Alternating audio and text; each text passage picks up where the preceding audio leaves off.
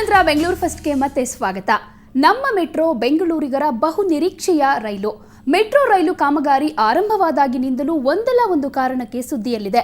ಕಾಮಗಾರಿ ವೇಳೆ ನಡೆಯೋ ಅನಾಹುತ ಅಪಘಾತ ಬೆಂಗಳೂರಿಗರನ್ನ ಭಯಭೀತರನ್ನಾಗಿಸಿದೆ. ಕಳೆದ 4 ವರ್ಷದಲ್ಲಿ 19 ಮಂದಿ ಮೆಟ್ರೋಗೆ ಬಲಿಯಾಗಿದ್ದಾರೆ. ಇದರ ವಿವರ ಇಲ್ಲಿದೆ ನೋಡಿ.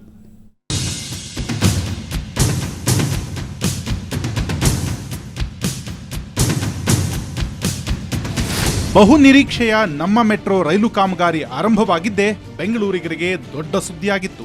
ಆದರೆ ಕಾಮಗಾರಿ ಶುರುವಾಗ್ತಿದ್ದಂತೆ ನಡೆದ ಅವಘಡಗಳು ಅಷ್ಟೇ ದೊಡ್ಡ ಮಟ್ಟದಲ್ಲಿ ಸುದ್ದಿ ಮಾಡ್ತಿದೆ. ಅಷ್ಟೇ ಅಲ್ಲ, ಮೆಟ್ರೋ ಕಾರ್ಮಿಕರು ಮತ್ತು ನಾಗರಿಕರಲ್ಲಿ ಸಣ್ಣ ಭಯವನ್ನ ಹುಟ್ಟಿಹಾಕಿದೆ. ಅದಕ್ಕೆ ಕಾರಣ ನಿನ್ನೆ ಮೆಟ್ರೋ ಕಾಮಗಾರಿಯ ವೇಳೆ ಕ್ರೇನ್ ಪಲ್ಟಿಯಾಗಿ ಕಾರ್ಮಿಕ ಸಾವಿಗೀಡಾಗಿದ್ದು. 2009ರಲ್ಲಿ ಮೆಟ್ರೋ ಕಾಮಗಾರಿ ಆರಂಭವಾದಾಗಿನಿಂದ ನಿನ್ನೆಯವರೆಗೆ ಮೆಟ್ರೋಗೆ ಬಲಿಯಾದವರ ಸಂಖ್ಯೆ 19. ಸುಮಾರು 55ಕ್ಕೂ ಹೆಚ್ಚು ಮಂದಿ ಗಾಯಗೊಂಡಿದ್ದಾರೆ. ಇದರ ವಿವರ ಇಲ್ಲಿದೆ ನೋಡಿ. 2009 ಜನವರಿ 11 ಎಂಜಿ ರಸ್ತೆಯಲ್ಲಿ ಅಸ್ಸಾಂ ಮೂಲದ ಕಾರ್ಮಿಕ ಸಾವು. 2009 ಜನವರಿ 29 ರಾಜಾಜಿನಗರ ಬಳಿ 4 ಗಾಯ. 2009 ಮೇ 23 ಕೊಳ್ಳೇಗಾಲ ಮೂಲದ ಪ್ರಕಾಶ್ ಎಂಬ ಕಾರ್ಮಿಕ ಸಾವು. 2009 ಜೂನ್ 9 ಲಾಲ್ಬಾಗ್ ಬಳಿ ಕೊಪ್ಪಳ ಮೂಲದ ಸಂಗಪ್ಪ ಸಾವು. 2009 ಆಗಸ್ಟ್ 3 ಸಿಎಂಎಚ್ ರಸ್ತೆ ಬಳಿ 2 ಕಾರ್ಮಿಕರಿಗೆ ಗಾಯ. 2009 ಅಕ್ಟೋಬರ್ 8 ವಿಜಯನಗರ ಬಳಿ ಬಂಗಾಳದ ಕಾರ್ಮಿಕ ಸಾವು.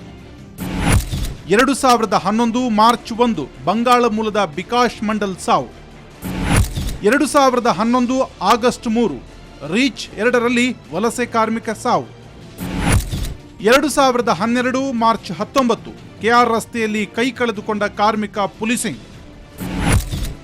2012 ಮೇ 30 ತುಮಕೂರು ರಸ್ತೆಯಲ್ಲಿ ಕ್ರೇನ್ ಅಡಿ ಸಿಕ್ಕಿ ಕಾರ್ಮಿಕ ಸಾವು.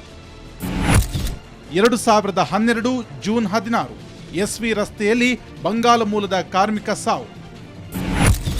2012 ನವೆಂಬರ್ 9 ನೃಪತುಂಗ ರಸ್ತೆಯಲ್ಲಿ ಕಾರ್ಮಿಕನ ದುರ್ಮರಣ. 2012 ಡಿಸೆಂಬರ್ 5 ಎಂಜಿ ರಸ್ತೆ ಬಳಿ ಎಲೆಕ್ಟ್ರಿಕ್ ಶಾಕ್ನಿಂದ ಆಂಧ್ರದ ಕಾರ್ಮಿಕ ಸಾವು. 2012 ಜೂನ್ 25 ಶ್ರೀರಾಂಪುರ ನಿಲ್ದಾಣದಲ್ಲಿ ಎಲೆಕ್ಟ್ರಿಕ್ ಶಾಕ್ನಿಂದ ಕಾರ್ಮಿಕ ದುರ್ಮರಣ. 2012 ಜೂನ್ 26 ದಾಸರಹಳ್ಳಿಯ ತರಕಾರಿ ವ್ಯಾಪಾರಿ ಮೇಲೆ ಬೋಲ್ಟ್ ಬಿದ್ದು ಗಾಯ. ಒಂದರ ಹಿಂದೊಂದರಂತೆ ಅವಘಡಗಳು ಸಂಭವಿಸುತ್ತಲೇ ಇದ್ರೂ ಮೆಟ್ರೋ ಅಧಿಕಾರಿಗಳು ಮಾತ್ರ ಎಚ್ಚೆತ್ತುಕೊಳ್ತಿಲ್ಲ. ಎಲ್ಲದನ್ನು ಮಾಡಿದ್ದಾರೆ. ಮಾಡಿದ್ರೂ ಕೆಲವು ಟೈಮ್ನಲ್ಲಿ ಆಗ್ತಾ ಇದೆ ಈ ಥರ. ಇದರಲ್ಲಿ ದೊಡ್ಡ ಕ್ರೈನ್ ಬಳಸಿದರೆ ಯಾವ ಒಂದು ತೊಂದರೆನೂ ಆಗ್ತಿರಲಿಲ್ಲ.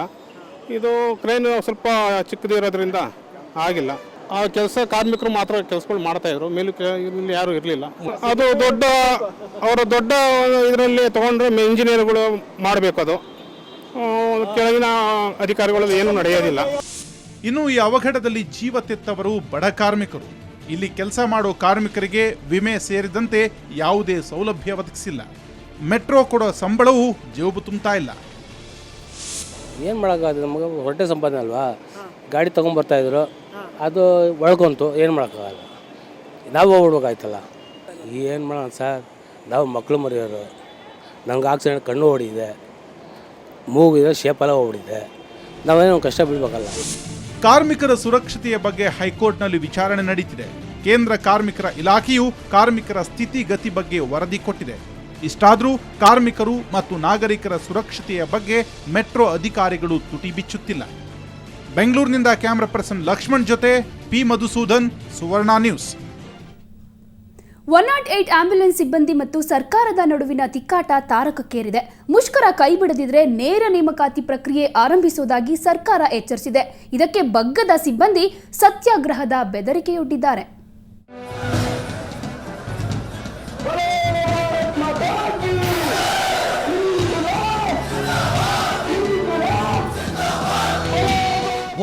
ಆಂಬ್ಯುಲೆನ್ಸ್ ಸಿಬ್ಬಂದಿ ಮುಷ್ಕರ ಆರಂಭಿಸಿ ಇಂದಿಗೆ 4 ದಿನ. ಬೆಂಗಳೂರಿನ ಫ್ರೀಡಂ ಪಾರ್ಕ್ನಲ್ಲಿ ಸಿಬ್ಬಂದಿ ಪ್ರತಿಭಟನೆ ಮುಂದುವರಿಸಿದ್ದಾರೆ. ಬೇಡಿಕೆಗೆ ಸರ್ಕಾರ ಮಣಿಯದಿದ್ದರೆ ಉಪವಾಸ ಸತ್ಯಾಗ್ರಹ ನಡೆಸುವ ಬೆದರಿಕೆಯೊಡ್ಡಿದ್ದಾರೆ. ಆದರೆ ಸರ್ಕಾರ ಮಾತ್ರ ಇವರ ಬೇಡಿಕೆಗೆ ಸೊಪ್ಪು ಹಾಕುತ್ತಿಲ್ಲ. ಮುಷ್ಕರ ಕೈಬಿಡದಿದ್ದರೆ ಹೊಸ ನೇಮಕಾತಿ ಆರಂಭಿಸುವುದಾಗಿ ವಿಧಾನ ಪರಿಷತ್ನಲ್ಲಿ ಇಂದು ಆರೋಗ್ಯ ಸಚಿವ ಯುಟಿ ಖಾದರ್ ಎಚ್ಚರಿಸಿದರು.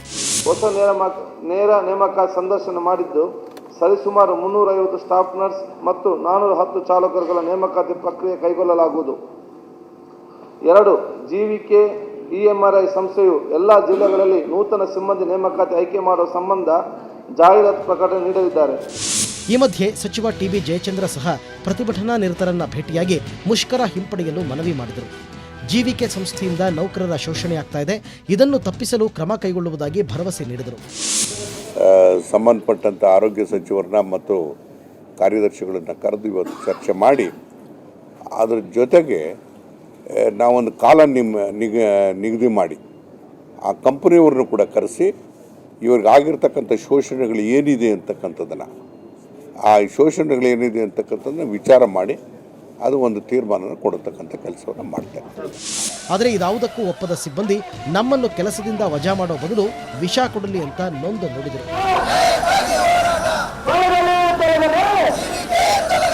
ಈ 2,500 ಜನ ಏನಿದ್ದೀವಿ ಮತ್ತು ಇವ್ರು ನಂಬ್ಕೊಂಡಿರೋ ಕುಟುಂಬ ಏನಿದೆ ಅವರಿಗೆ ಪಾಯ್ಸನ್ ಕೊಟ್ಬಿಡಲಿ, ಅವ್ರಿಗೆ ಸಹಾಯಕ್ಕೆ ಅವ್ರಿಗೆ ಆದೇಶ ಕೊಟ್ಬಿಡಿ. ಇದೇ ರೀತಿ ಇವ್ರದ್ದು ಜೀವಿಕೆಯವ್ರನ್ನೇ ಹೊರ ರಾಜ್ಯದ ಸಂಸ್ಥೆಯವ್ರನ್ನ ಇವ್ರು ಇಟ್ಕೊಳಕ್ಕೆ ಮುಂದುವರೆದೆ ನಾಳೆಯಿಂದ ಇದೇ ಫ್ರೀಡಮ್ ಪಾರ್ಕಲ್ಲಿ ನಾವು ಉಪವಾಸ ಸತ್ಯಾಗ್ರಹ ಕೂತ್ಕೊಬೇಕಾಗತ್ತೆ. ಮುಂದಕ್ಕೆ ನಾವು ಯಾವುದೇ ಕಾರಣಕ್ಕೆ ಹೋರಾಟ ಇಲ್ಲಿ ಬಿಡೋದಿಲ್ಲ. ನಮ್ಗೆ ಯಾವುದೇ ಕಡೆಯಿಂದ ಬೆದರಿಕೆ ಬಂದರೂ ನಾವು ಈ ಪಾರ್ಕ್ ಬಿಟ್ಟು ಹೋಗಲ್ಲ. ಒಟ್ನಲ್ಲಿ 108 ಆಂಬ್ಯುಲೆನ್ಸ್ ನೌಕರರು ಮತ್ತು ಸರ್ಕಾರದ ನಡುವಿನ ಸಂಘರ್ಷ ದಿನೇ ದಿನೇ ತೀವ್ರಗೊಳ್ಳುತ್ತಿದೆ. ಜೀವಿಕೆ ಸಂಸ್ಥೆ ಸಹ ನೌಕರರ ಬೇಡಿಕೆಗೆ ಮಣಿಯುವ ಲಕ್ಷಣ ಕಾಣ್ತಿಲ್ಲ. ಹೀಗಾಗಿ ನೂರಾರು ಮಂದಿ ಬಡ ನೌಕರರು ಕೆಲಸ ಕಳೆದುಕೊಳ್ಳುವ ಭೀತಿ ಎದುರಾಗಿದೆ.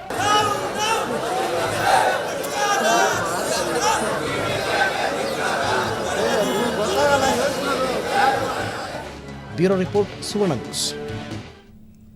ಸುವರ್ಣ ವಾಹಿನಿ ಧಾರಾವಾಹಿ ಪ್ರಿಯರಿಗೆ ಇದೀಗ ತ್ರಿಬಲ್ ಧಮಾಕ. ಜನಪ್ರಿಯ ಕಾರ್ಯಕ್ರಮ ಕನ್ನಡದ ಕೋಟ್ಯಾಧಿಪತಿ ತನ್ನ 2ನೇ ಸರಣಿಯನ್ನ ಮುಗಿಸ್ತಾ ಇರೋದ್ರಿಂದ ಆ ಸಮಯದಲ್ಲಿ 3 ಹೊಸ ಧಾರಾವಾಹಿಗಳನ್ನ ಪ್ರಾರಂಭವಾಗಲಿದೆ. ಆಗಸ್ಟ್ 5 ಅಂದ್ರೆ ಮುಂದಿನ ಸೋಮವಾರದಿಂದ ರಾತ್ರಿ 8 ಗಂಟೆಗೆ ಪ್ರಿಯದರ್ಶಿನಿ, 8:30ಕ್ಕೆ ಮಿಲನ ಹಾಗೂ 9 ಗಂಟೆಗೆ ಅರಗಿಣಿ ಎಂಬ ಹೊಸ ಧಾರಾವಾಹಿಗಳು ಪ್ರಸಾರವಾಗಲಿವೆ. ಇದೇ ವಾಹಿನಿಯಲ್ಲಿ ಜನಪ್ರಿಯ ಧಾರಾವಾಹಿ ಅಮೃತ ವರ್ಷಿಣಿಯನ್ನ ನಿರ್ದೇಶಿಸ್ತಾ ಇರುವ ರವಿ ಗರಣಿ ಪ್ರಿಯದರ್ಶಿನಿ ಮತ್ತು ಅರಗಿಣಿಯ ನಿರ್ಮಾಣದ ಹೊಣೆ ಹೊತ್ತಿದ್ದಾರೆ. ಈ 3 ಧಾರಾವಾಹಿಗಳ ನಾಯಕ ನಾಯಕಿಯರು ಕಿರುತೆರೆಗೆ ಹೊಸಬರಾಗಿರುವುದು ವಿಶೇಷವಾಗಿದೆ. ಕನ್ನಡದ ಕೋಟ್ಯಾಧಿಪತಿ ಸೀಸನ್ 2 ಇದರ ಒಂದು ಅದ್ಭುತ ಯಶಸ್ಸಿನ ನಂತರ ನಾವು 3 ಹೊಸ ಧಾರಾವಾಹಿಗಳೊಂದಿಗೆ ವೀಕ್ಷಕರ ಮುಂದೆ ಬರ್ತಾ ಇದ್ದೀವಿ. ಸೊ ಆ ನಿಟ್ಟಿನಲ್ಲಿ ನಾವು 3 ಹೊಸ ಧಾರಾವಾಹಿಗಳನ್ನು ನಿರ್ಮಾಣ ಮಾಡ್ತಾ ಇದ್ದೀವಿ. ಹೀಗಾಗಿ ಹೊಸ 3 ಧಾರಾವಾಹಿಗಳು ಅಂತಂದರೆ ಖಂಡಿತವಾಗಲೂ ಅದರಲ್ಲಿ ಏನಾದ್ರು ವಿಭಿನ್ನತೆ ಮತ್ತು ಹೊಸತನ ಇರಬೇಕು, ಇಲ್ಲಾಂದರೆ ಜನ ನೋಡೋದಿಲ್ಲ. ಸೊ ಈ ಒಂದು ಶ್ರೀ ಸಾಯಿ ಗೋಲ್ಡ್ ಪ್ಯಾಲೇಸ್ನ ಇಂದಿನ ಚಿನ್ನದ ದರ ಎಷ್ಟಿದೆ ಅಂತ ಬನ್ನಿ ನೋಡೋಣ.